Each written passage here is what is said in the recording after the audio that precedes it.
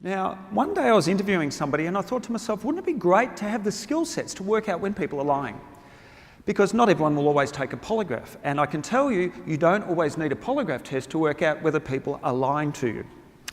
Remember this, for every one lie that a person tells you, they have to invent another 2 or 3 to protect themselves from the first one.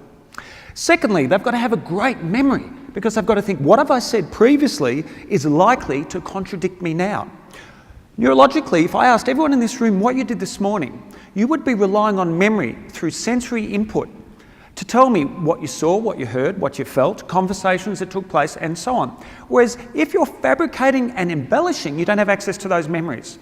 What we know is when we embellish or concoct or create a false memory that never existed, it takes a lot of mental cognitive processing. And under MRI scanning, our brain literally lights up like a Christmas tree. So before I go any further, I give this warning to every group that I talk to, and that is some of the things I'm going to talk about in the next 45, 50 minutes, don't do to your friends or family, otherwise you won't have any friends or family left. If you think I'm joking, I ran a training course for a group of attorneys back home, and one of the female senior partners rang me about a week after I delivered the training, and she said to me, Steve, I remember what you said about asking good, direct, probing questions. I said, right. And she said, remember how you said, don't do this to your friends and family? I said, yep. She said, I suspected my husband was having an affair. I said, right. And she said, so I did what you said. I'm scratching my head thinking, what did I say? And she said, I asked him a good, direct, probing question. I said, what was that? She said, I asked him, are you having an affair?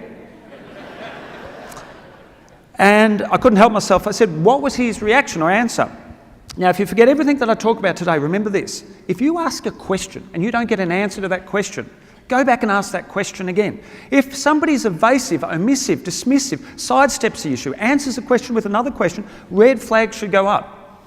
Now, there is a big difference between an objection and a denial. So she said, are you having an affair? His reaction was, why would I do something like that?